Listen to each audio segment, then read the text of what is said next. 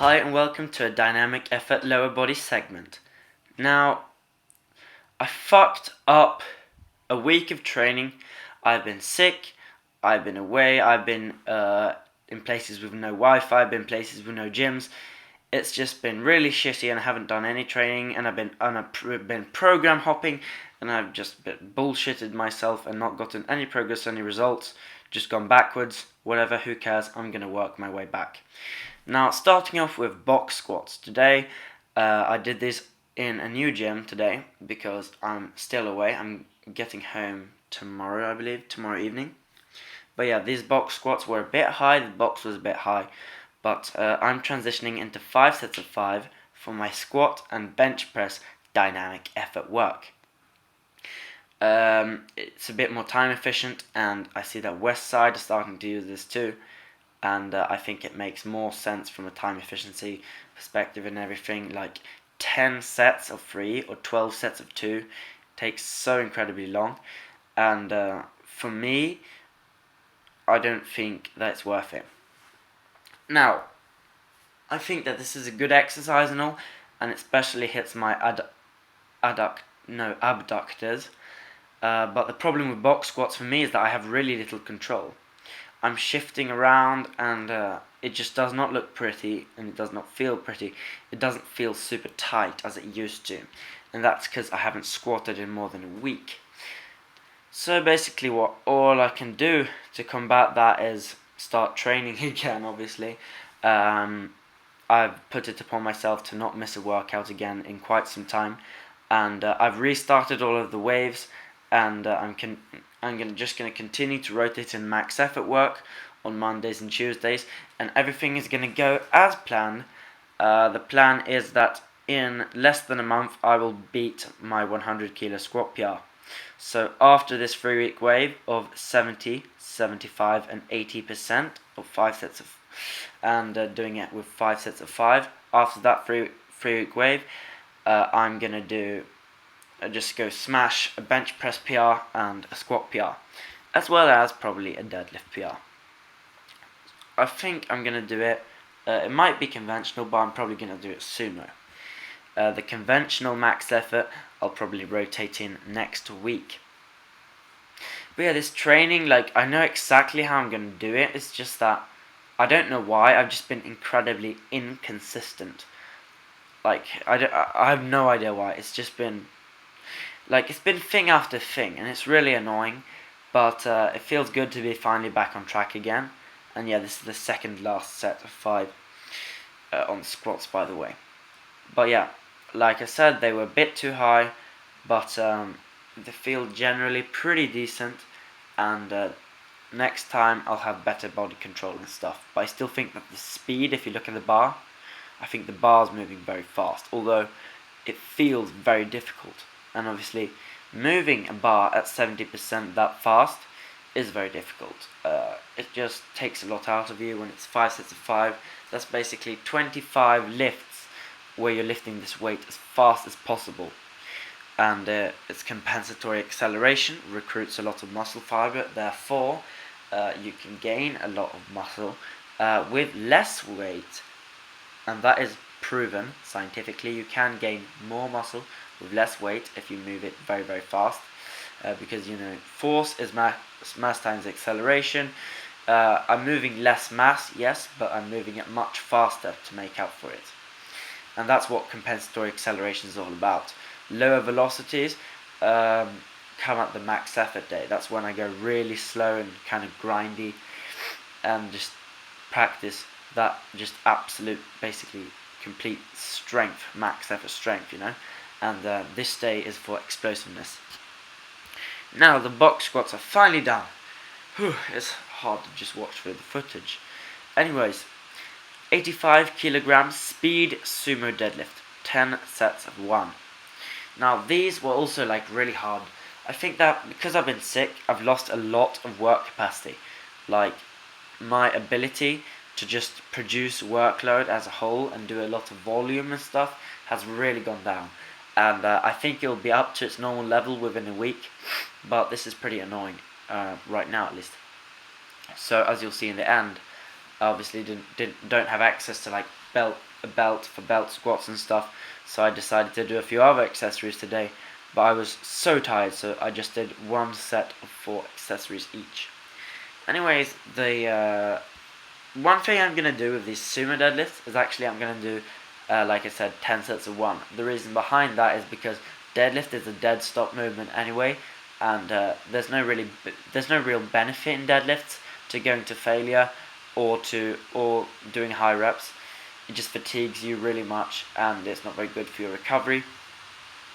So from my perspective, from my viewpoint, I think that 10 sets of 1 is honestly better than, for example, 10 sets of 3 or something. Obviously not like in terms of an absolute hypertrophy perspective, because 10 sets of 3 is more workload, but because if I just do 10 sets of 1, I have more recovery capacity after deadlifts to do more accessory and assistance movements. Now my dog's walking behind me in case you hear like claw sounds on the stone floor or anything. But yeah, we're doing these deadlifts, and like my abductors are like so fried. All of these wide stances really smash the fuck out of them, and obviously since they are my weak point currently in both the sumo deadlift and in the wide stance box squat, which I'm using to build my squat. I'm even doing like accessory movements for that. So I'm doing, in today's case, goblet squats, and otherwise I'm doing belt squats.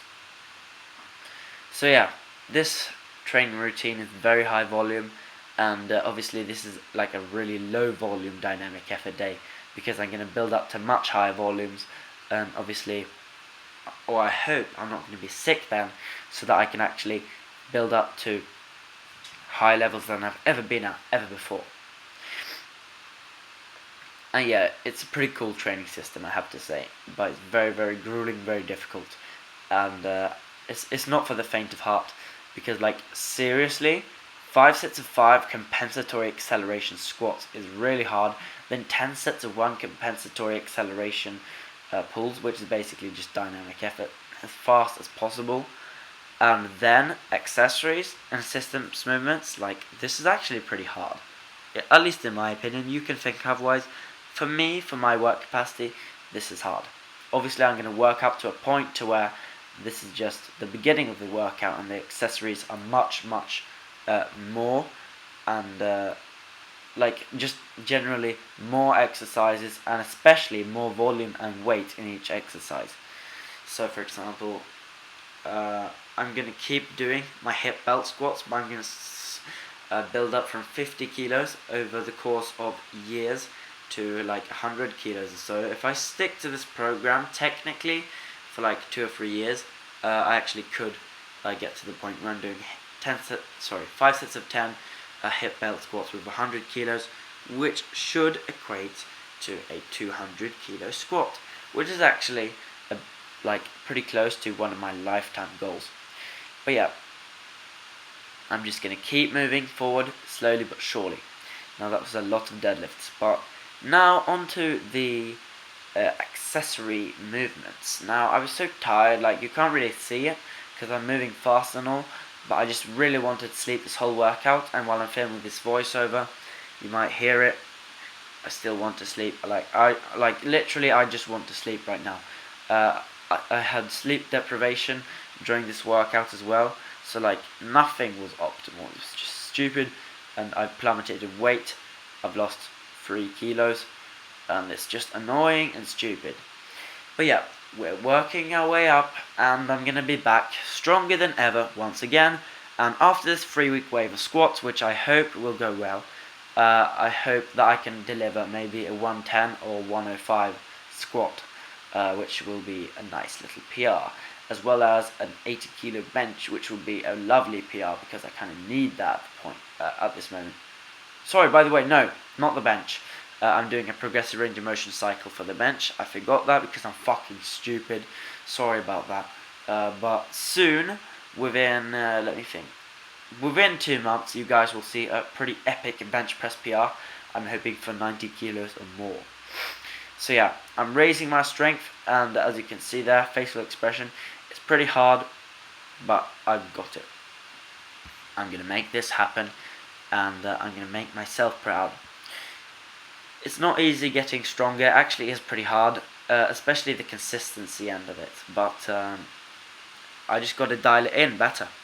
The lifestyle hasn't been optimal for training because I've been sick and everything. But now I've decided that I'm not going to be sick, so it's probably going to be a bit easier. So yeah, I do these hyperextensions here because I need to train like my hamstrings in that narrow position, and these hit the glutes really nicely as well, I found, as well as the lower back muscles. So everything I kind of miss with sumo, like I make up for with this. So yeah, I did a drop set there, so when it got pretty hard with the blue one, I just did body weight. And this was an absolute failure or anything because I didn't have the energy, but this was still a pretty serious pump, like to the point to where I started to feel a pretty bad burn. But yeah, we continue. The final exercise of today, sorry because this is probably very boring to watch due to me being tired and not energetic about my training. It's just a stupid session that I didn't want to do, and I still don't want to film, record and upload and everything, but I have done most of it, and now I'm going to finish this. So this is for the abs, obviously. Not because I think that it's going to make my abs more visible or anything. This is strictly for strength purposes and injury prevention. A stronger core helps with deadlifts and stuff, and just staying safe and healthy in the long run. And I actually felt these mostly in my hip flexors, but it doesn't really matter because I'm an athlete, I'm a fighter, taekwondo fighter, so it doesn't really matter if I get stronger hip flexors. I'm not a bodybuilder who just wants to isolate the abs, bruh. I don't care. I just want to get generally strong all around. It's like no point in having really strong abs and really weak hip flexors. You can't do shit with that. You're just gonna tear your hip flexors, you know. So yeah, here's the drop set. Thank you guys for watching this workout. I'm sorry for the energy once again. Tomorrow morning, I'm actually gonna smash a dynamic effort upper body workout, which I feel like it's gonna be better. For some weird reason, I just know it's gonna be a lot better, anyways. And stay tuned. But yeah, as you can see, that was pretty tired, and I'm still pretty tired. So I'm gonna go ahead and upload this now, then drink a big glass of milk, then go to sleep, eat a big breakfast, and tomorrow we shall see how the dynamic effort workout goes. Thank you for watching. Goodbye.